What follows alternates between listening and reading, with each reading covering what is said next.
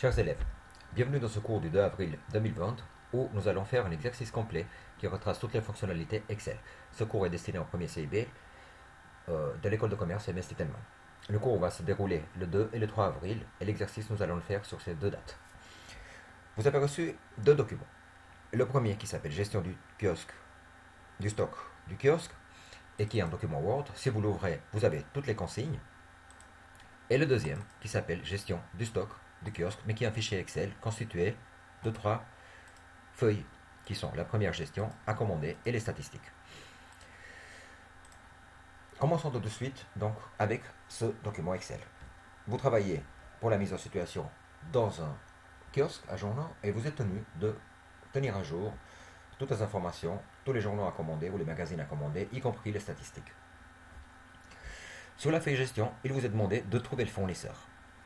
Sans lire la donnée, il s'agit ici de trouver en fait si les journaux, s'il s'agit des journaux, donc le fournisseur serait Navilus, s'il s'agit des magazines, ça serait Tamedius. Donc la première chose que nous allons faire ici ainsi.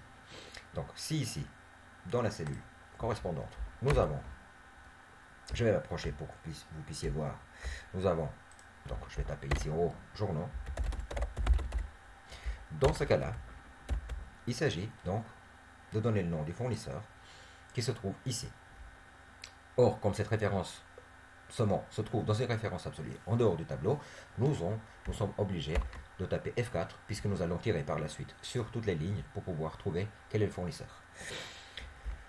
N'oubliez donc surtout pas, pour les données qui sont en dehors du tableau, de mettre toujours la touche F4 ou de trouver un autre moyen pour pouvoir afficher les 2 $ qui sont sur la ligne et la colonne de la cellule concernée. Donc s'il ne serait pas Navilus, il serait forcément Tamedius. Nous appuyons encore sur la touche F4 et je vais m'approcher pour que vous puissiez voir telle qu'elle est faite la formule. Voilà. Nous allons maintenant par la suite tirer jusqu'en bas du tableau. La deuxième chose qui nous est demandée est de faire un tri. Si je relis la donnée, il nous demande ici les données du tableau principal sont triées par ordre croissant, par catégorie de produits et type d'article. Revenons donc dans notre tableau et nous faisons un tri donc par données. Nous allons lui dire par type de produit.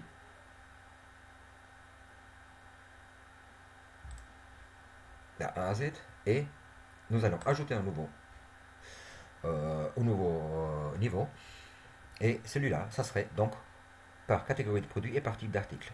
Donc ici, nous définissons catégorie de produit et ensuite par type d'article. C'est de A à Z, donc c'est croissant tel que c'était demandé. Les données sont mises à jour. De cette manière, nous avons les magazines qui sont en bas et les journaux qui sont en haut. Allons maintenant dans la catégorie et lisons encore le reste de la consigne. Le taux de TVA est différent pour les journaux et les magazines. Définissez pour ceci le code dans la colonne TVA. Affichez le code B pour les journaux et C pour les magazines. En effet, nous devons ici, dans les catégories différentes, pouvoir définir ici le code A. Donc s'il s'agit de magazines, donc si nous lisons la donnée, ici le code B pour les journaux. Donc nous allons simplement lui dire que s'il s'agit des journaux, B, il doit nous afficher le code B. Si ici égale à journaux,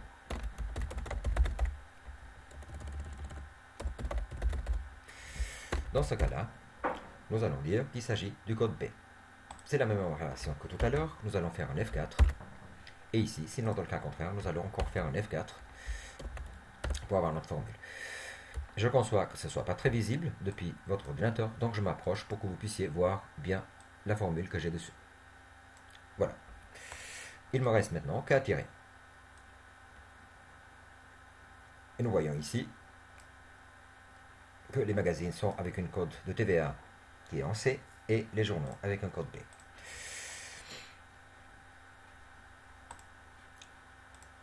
Dans le prix toute taxe comprise, il nous demande le prix de toute taxe comprise comprend les TVA plus le prix unitaire.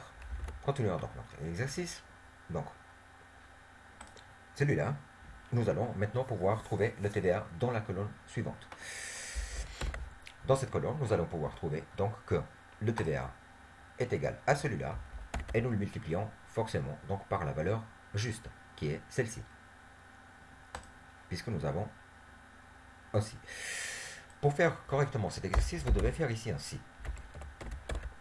Donc, si ici nous trouvons le code B qui est égal donc à celui-là, dans ce cas-là, nous allons lui dire qu'il va multiplier donc la valeur du prix unitaire sans la TVA fois, cette fois, avec le prix de TVA.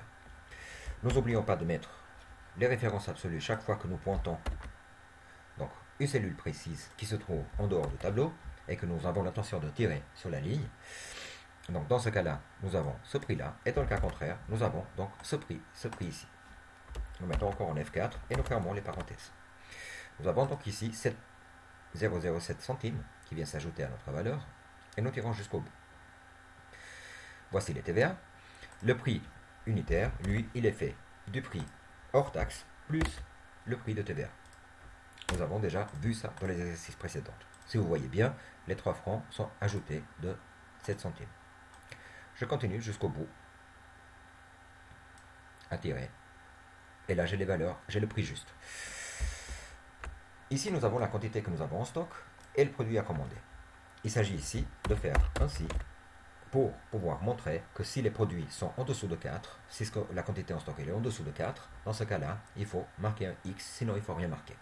Donc, nous cliquons ici dessus, et si celle-là elle est plus petite que 5, dans ce cas-là, nous marquons un grand X, entre guillemets, bien sûr, parce qu'il s'agit du texte, si nous avons envie de pouvoir faire ensuite les calculs avec ce texte. Et ici, effectivement, nous avons moins que 4, donc il nous affiche juste. Je tire jusqu'au bout. Voilà, chers élèves, cette première vidéo, elle est déjà terminée. Nous allons, dans les vidéos suivantes, faire la feuille des commandes et des statistiques.